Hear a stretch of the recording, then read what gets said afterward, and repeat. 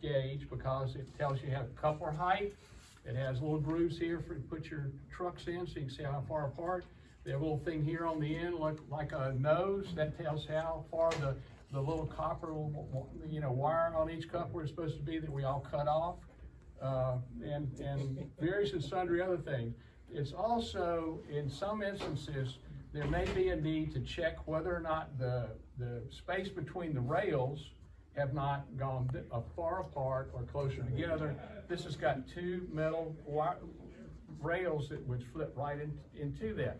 Now, if you notice, both of these are made out of metal. It's you're not encouraged to use these while there's electricity going through the track, okay? Because it may blow some things. Okay, so you got your gauges. You got a kitchen scale. This is a very inexpensive kitchen scale. You can get it at Walmart or any place else.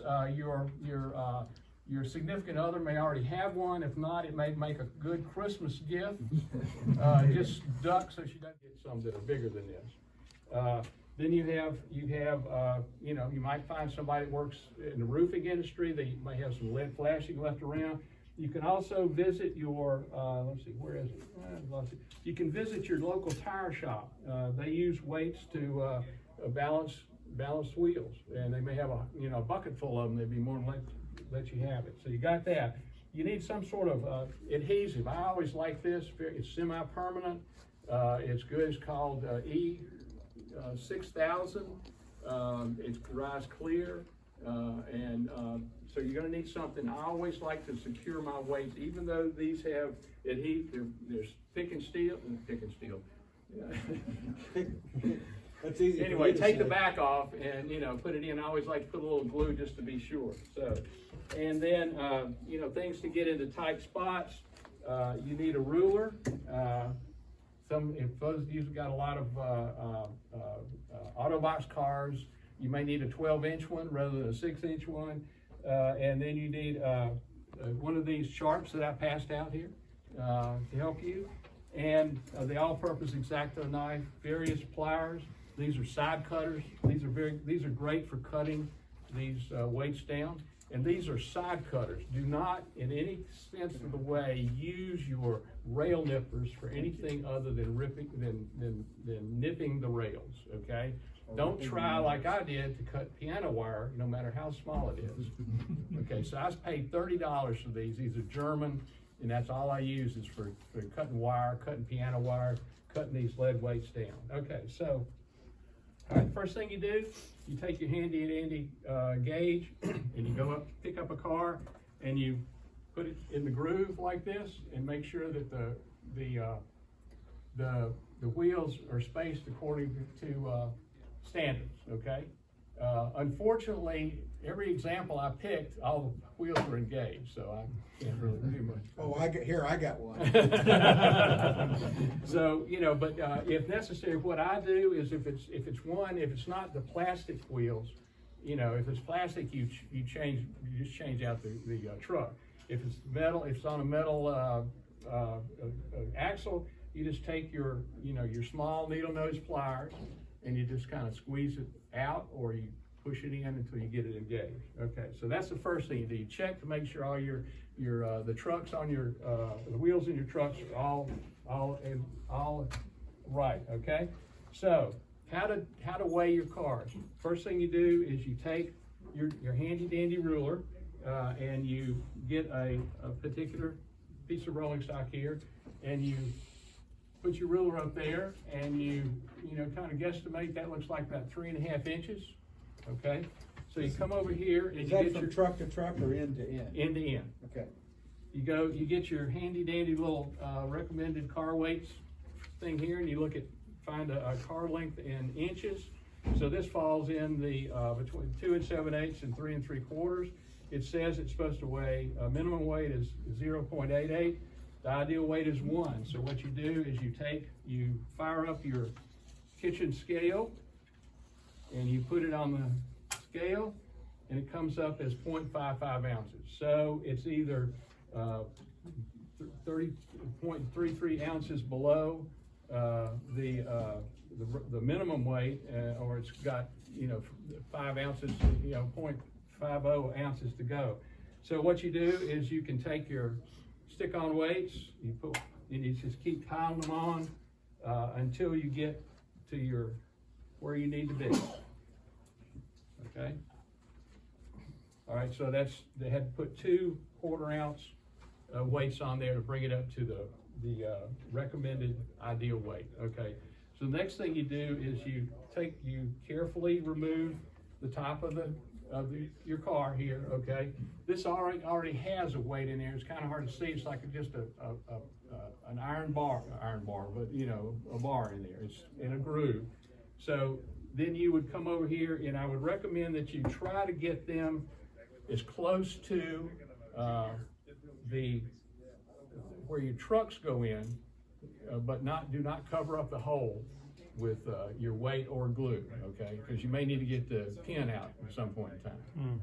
So you use your fumble fingers, and you remove the tape off of here. You maybe put a drop of this cement on the back of it, or down in there, and you put the weight in there. Okay, let's see if we got another one. Here we go. And you got 0.90. That's probably because things are got a little slope there. So we got it. Oh, well, in the top. That's right. That's right. Where did I do it? Okay. Somewhere. I'll find it later. So that's basically how you do it. Okay. So and again, you see in this Atlas boxcar, we're fortunate that the owner, the guy in the blue sweatshirt there, who put a lot of micro-trains trucks on all these cars that he leaves on the layout, and you can see the Atlas weight system right there, just a piece of metal that's in a recess. So you do the same thing. You measure the car, and you calculate how much weight, and it weighs probably about the same thing as that hopper car there. So, all right. So you don't use any depleted uranium? I didn't bring it. I couldn't get the lead box in the car. Not for this one. Not for this one. No. All right. The other thing is you have special concerns. Open top hopper. Okay. This is based on a lifelike design. The sheet of the slopes on each end. There's a metal insert that's right there, held in by the frame. And so that's all you can do. You can do 2 things. One, you can either make or buy you a load to go in it, and dump all your, whatever you want to put in there, pennies, BBs, or whatever, and just put some glue on it and close it back up. Or if you want to leave it open, you could possibly, find some lead or something to fashion a weight that would fit on the inside, or you could try to fill the bottom here, these little recesses with, I think I went to Cabela's, and they sell BBs these days, believe it or not. Or you could get some of these fishing weights, and you drop one in, and you put some glue in it, or you put some glue in it, and you put one there, and one there, and one there, and one there, and one there, and pretty soon you get something pretty close to what you need. So just remember, these are for what you're doing is helping your car. These cars are ones you're going to run. These are not ones you're going to try to sell on eBay as pristine condition. Mm-hmm. Okay. So another concern is the gondolas. Same thing here. Hay Brothers makes some nice loads that you can do. You can make your own. You can make the load sheet real thin, and you could put a weight underneath that. You could also, maybe take a tungsten bead or something like that, and try to crush them down and put them in the gondola with some adhesive to hold them, and so your load is your weight. So it looks realistic. Or you can do the same thing. You turn them over, and you try to fill as many of the cavities as you can. Okay. Flat cars, I've got no recommendation for you.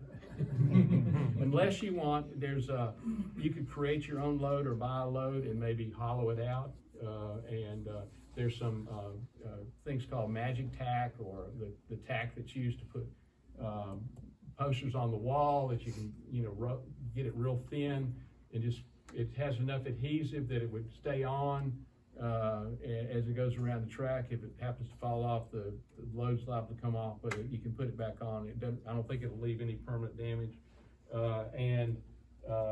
But what you're trying to do is to get the center of gravity on your rolling stock as low as possible. That helps keep it on the track.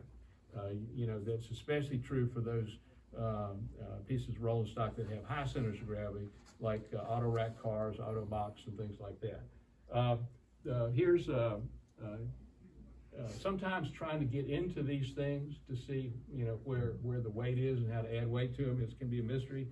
This has got a small Phillips head screwdriver here, so you probably take that apart, and this will be hot. There's a black bottom to the tank, so that's where the weight is. So I always like to say that microtrains was the quote-unquote gold standards, because when they started out, all of their floors in their box cars, gondolas, whatever, frames, everything were metal. So everybody said, oh, that's great, you don't have to add any weight to them. So, I'm going to show you that it may not be the case. So I've got a 40 foot box car. It's 3 inches long. It's supposed to be in the same range as the one I showed. So it's 0.88 or 0.10. It's not even 0.88. So, but it's close. It's a little bit closer than the open or the hopper that I was looking at. So that's all I have. Anybody got any questions? I did I bought a cheater. Okay. I went online. I was looking at, this is a guy out in California who made a rolling stock gauge for determining how much weight you need. So what you do is you take your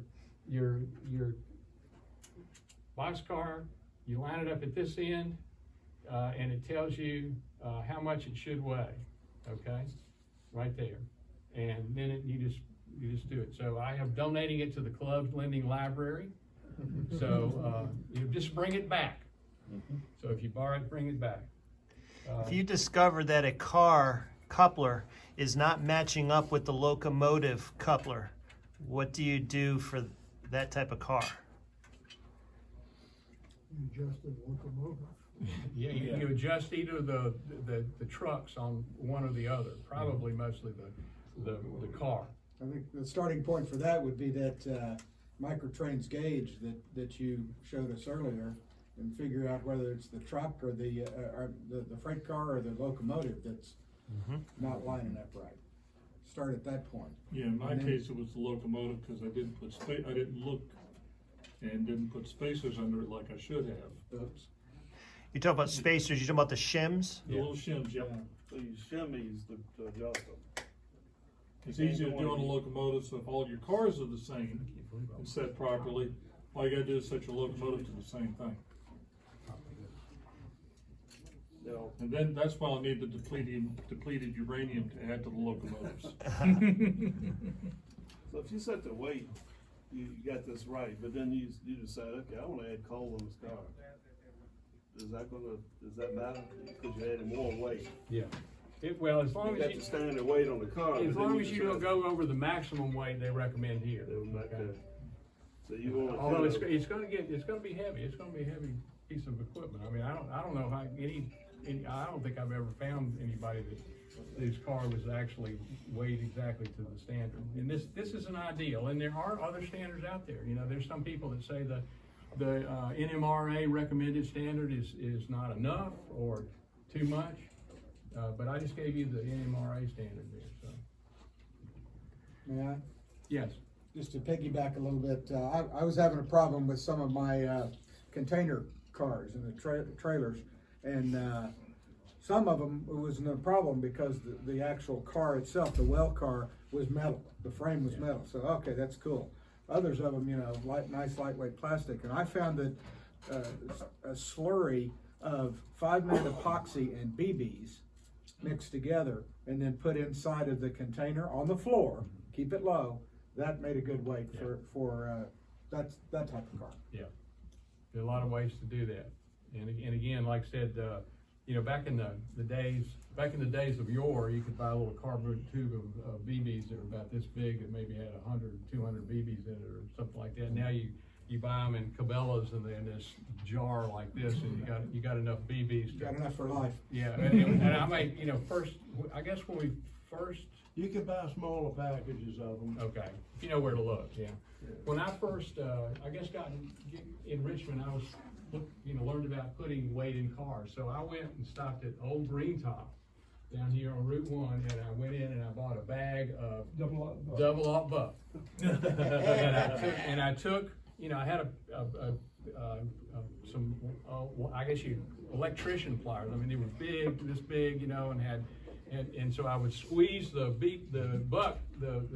lead balls so they didn't roll, and they had a flat part, and that's where I put them in the car. A vice works well too. Yeah, but you know, when we moved last year, I still had probably 9/10 of those double aught buck. Fortunately, there was a guy across the street that took them all. So. Any other questions?